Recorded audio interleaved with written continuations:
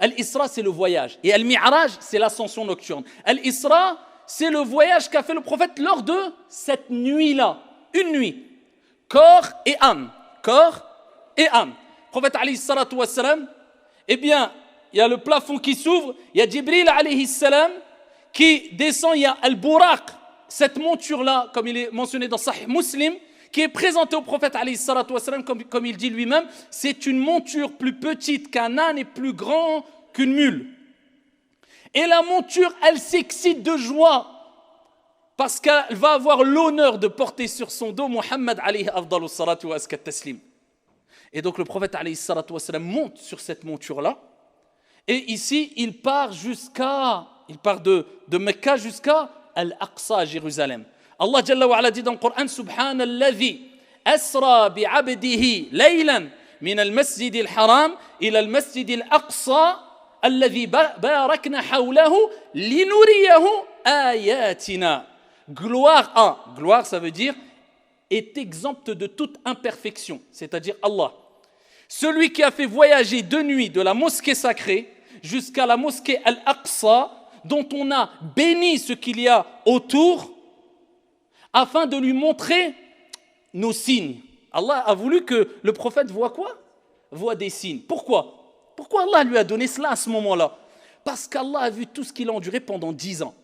Et voilà, cerise sur le gâteau, Taïf, il lui jette des pierres. Là, il est arrivé au summum de l'épreuve. Eh bien, Allah Jalla wa Ala, je vous ai dit, Allah envoie toujours des signes quand tu t'en peux plus pour te rassurer, dire écoute, t'es sur la vérité, continue. Et ça, c'est min hikmatillah. Et quelquefois, des gens, ils ont al-karamat. C'est quoi al-karamat? C'est des prodiges, c'est des choses extraordinaires qui arrivent à des gens pieux, à des saints, à des personnes vertueuses. Allah, il envoie des choses extraordinaires. Pas des miracles, mais c'est comme des miracles. Amma al-mu'jiza, le miracle, c'est khas lil anbiya wa rusul. C'est que pour les prophètes et les envoyés. Mais al-karamat, tu peux en avoir. Et donc le prophète, lui, il a eu une mu'jiza, un miracle. Donc Allah, c'est comme s'il lui a dit, tu n'en peux plus, regarde, tu es sur la vérité, on va te faire voir ce que personne avant toi a vu. Pour que ton iman, il monte jusqu'au... Alayhi salatu wassalam. Il a été à un endroit où même l'ange Gabriel, il lui a dit à Rasulullah, le prophète, allez Jibril, suis-moi, on continue. Jibril a dit là, stop.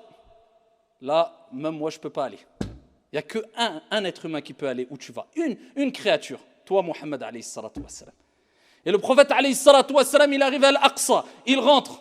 Là, il fait le voyage, pas l'ascension nocturne. Hein. Là, il fait le voyage. D'accord? De Masjidul Haram, il a Masjidul Aqsa. Il arrive là-bas et il pose ici la monture. Il l'accroche dans un endroit où accrocher leur monture.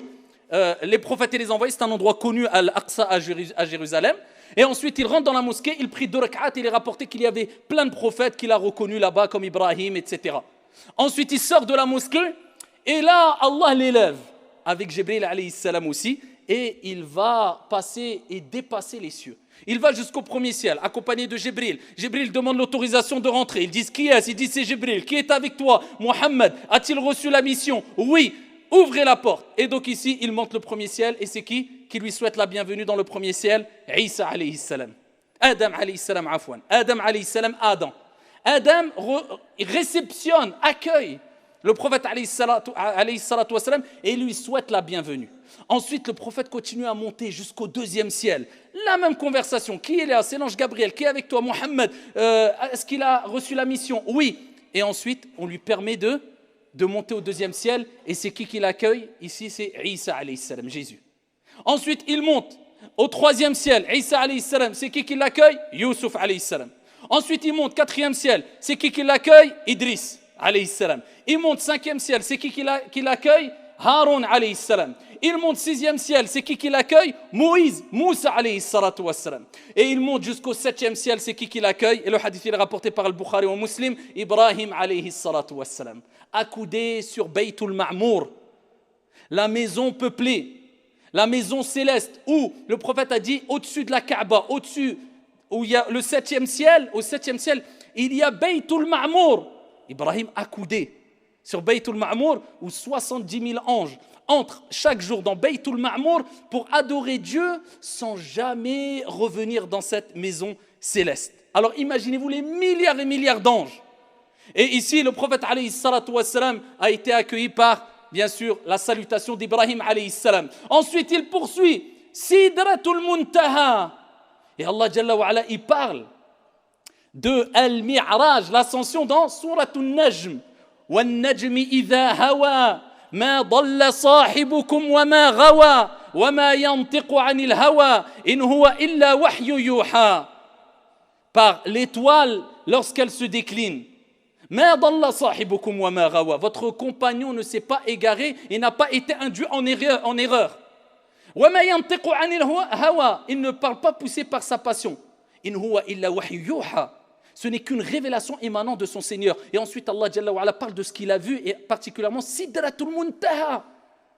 Le prophète, alayhi salatu wassalam, lors de ce voyage, lors de cette ascension nocturne, et ça nous rappelle que Allah a fait le filtre. Parce que quand le prophète a raconté tout ça, il y en a plein qui ont dit c'est un fou ou c'est un mytho. Et seuls ceux qui avaient une ferme conviction dans ce que Dieu a dit, ce que le prophète alayhi salatu wassalam a dit, sont restés fermés auprès du prophète, car Dieu envoie quelquefois des épreuves afin de voir qui va rester ferme, qui va rester à côté de toi. Et c'est souvent au moment des problèmes où on voit vraiment les vrais compagnons, les vrais frères, les vrais amis. Eh bien, de même, lors de cette grande épreuve, ce grand test de Dieu, quand le prophète a raconté ça, certains ils ont dit non, pour nous ça ne rentre pas dans notre cerveau, c'est trop, non, on n'y croit pas. Et une grande partie, alhamdulillah, a dit nous y croyons fermement. Sadaqallah wa sadaqa Rasulullah sallallahu alayhi wa sallam. Le prophète, il est parti jusqu'à Sidratul Muntaha. C'est quoi Sidratul Muntaha? C'est la limite extrême. Au-dessus de Sidratul Muntaha, il y a quoi? Il y a ce qui dépasse l'entendement. Il y a ce que œil n'a jamais vu, ce que oreille n'a jamais entendu, ce que esprit humain n'a jamais ressenti. Il y a le Jannah. Il y a Arshur Rahman, le trône du miséricordieux. Il y a ton Seigneur Allah, il y a le paradis. Sidratul Muntaha, le prophète, il dit, c'est le lotus ou le jujubier céleste. Une sorte de lotus ou jujubier céleste. Il dit, ses feuilles sont plus larges et grandes que les oreilles d'éléphant. Et ses fruits sont aussi grands que des cruches. Il dit, il est tellement extraordinaire qu'on ne pourrait le détruire. On ne pourrait le décrire. Tellement que c'est exceptionnel, c'est magnifique. Dit, un humain ne peut pas le décrire. Sidratul Muntaha. Et il dit à Jibril alayhi salam, on continue, on poursuit. Jibril lui dit là, moi je ne peux plus là. Moi c'est la limite, c'est le jujubier. Sidratul Muntaha, limite extrême. Je ne peux pas aller au-dessus, moi, ça y est, khalas. Le prophète il continue, où personne n'a été. Continue vers qui? Vers Allah subhanahu wa ta'ala. Et là, il rencontre Allah Jalla wa Ala. Les savants divergent. Est-ce qu'il a vu Allah Jalla wa Ala ou il a vu une lumière comme il est mentionné dans le hadith al-Sahih et il n'a pas vu Allah. Ala kulli hal, il parle et échange avec Allah. Et selon une variante rapportée, il est rapporté que Allah Jalla wa Ala, quand il a rencontré, quand le prophète Mohammed alayhi salatu wassalam a discuté, a rencontré Allah Jalla wa Ala, il a salué Allah. De quelle manière? Eh bien, c'est ce qu'on prononce dans le tashahhud, dans notre prière.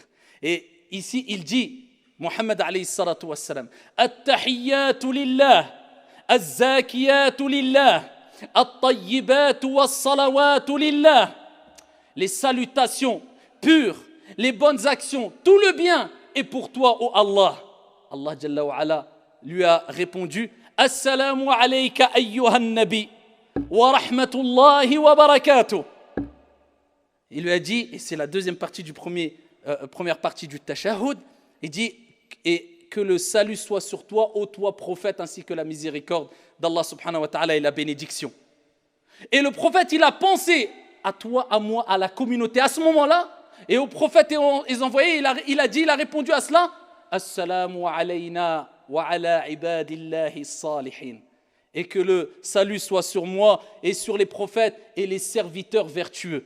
Al-Malaïka ont vu ça, qu'est-ce qu'ils ont dit? Ashhadu an la ilaha illallah wa ashhadu annaka Muhammadan Rasulullah. At-tashahhud, c'est as-salah. On doit vivre avec la prière. C'est la conversation d'Allah subhanahu wa ta'ala avec Muhammad alayhi afdalus salatu wa askat taslim. Ensuite, Allah Jalla wa Ala, comme vous connaissez le récit, Allah Jalla wa Ala directement, en direct, sans intermédiaire, Allah a voulu, révéler, rapporter au prophète alayhi salatu wassalam un acte d'adoration qui est l'acte d'adoration pratique le plus important. Pas d'intermédiaire entre le prophète et Allah, Jibril. Non, directement. Dieu a attendu que le prophète il ait dépassé les 7 cieux pour lui dire, ici, tu as 5 prières à faire, toi et ta communauté. 50 prières à faire, obligatoires. Regardez l'importance de la prière. Elle a été donnée, instaurée au prophète, alayhi salatu wassalam, directement par Allah, au-dessus des 7 cieux. Cet acte que maintenant, quelquefois, on délaisse, illa man rahim Allah, musiba. Eh bien, le prophète alayhi salatu wassalam a reçu les 50 prières. 50 prières. Il redescend le prophète alayhi salatu wassalam et il rencontre Moussa alayhi salam. Vous connaissez le récit. Moussa, il dit, qu'est-ce qu'il t'a ordonné ton Seigneur? Eh bien, il a légiféré 50 prières. Il dit, ta communauté n'assumera pas 50 prières. Demande à Allah subhanahu wa ta'ala de réduire. Le prophète remonte voir Dieu et dit, ya Allah, il demande un allègement. Allah, il descend à 45 prières. Il redescend vers Moussa. Moussa lui réitère les mêmes propos. Ça va être trop, ils n'assumeront pas. Et plusieurs fois, certains disent jusqu'à 10 fois, il a fait l'aller-retour, jusqu'à arriver à 5 prières. L'être humain est créé faible. Il a 5 prières. Moussa, il lui a dit, ya Mohammed, ta communauté, elle n'arrivera pas à assumer 5 prières. Sadaqa Moussa. Et il dit, remonte voir ton Seigneur et dis-lui de t'alléger. Le prophète, il a dit, j'ai tellement eu honte. J'ai tellement je dis, je vais encore revoir Allah. Il dit, j'ai pas pu. Allah Jalla wa Ala dit, pour 5 prières, les croyants auront la récompense de 50 prières. C'est-à-dire, tu fais 5 prières, tu as la récompense de 50 prières. Ensuite, le prophète, alayhi salatu wassalam, eh bien, a vu plusieurs choses lors de l'Isra wal Mi'raj. C'est très long, mais il a vu. C'est pour ça qu'Allah Jalla wa Ala dit, Linuriyahu ayatina, afin de lui voir nos signes. C'est quoi les signes? Al-Buraq. C'est quoi les signes? Le voyage. Il a vu Moussa, il a vu Ibrahim, il a vu Isa, il a vu les prophètes, il a vu Sidratul Muntaha, il a vu plein de choses, plein de choses. Parmi ces choses-là, c'est là où le prophète, cette nuit-là, il a vu beaucoup de tourments, de personnes qui étaient tourmentées parce qu'ils avaient fait de la médisance, ou ils avaient, etc. Il y avait plein de tourments qui ont été vus par le prophète alayhi salatu wassalam, pour qu'il informe la communauté en disant, méfiez-vous de faire cela, méfiez-vous de voler, méfiez-vous de mentir, méfiez-vous de cela, parce que j'ai vu des gens qui avaient tel tourment à cause de cela, ici, lors de mon ascension nocturne. Et parmi les choses qu'il a vu Moussa alayhi salam, ou plutôt qu'il a senti, et ici c'était l'odeur du musc qui sortait de la tombe de la coiffeuse de la fille de Pharaon. Vous connaissez ce récit, hein? Ici, la coiffeuse de la fille de Pharaon, de Pharaon, eh bien, elle peignait les cheveux à la fille de Pharaon, le peigne est tombé, et elle a dit Bismillah au nom de Dieu, et elle a dit, tu ne crois pas en mon père, tu crois au Dieu de Moussa, un Dieu unique.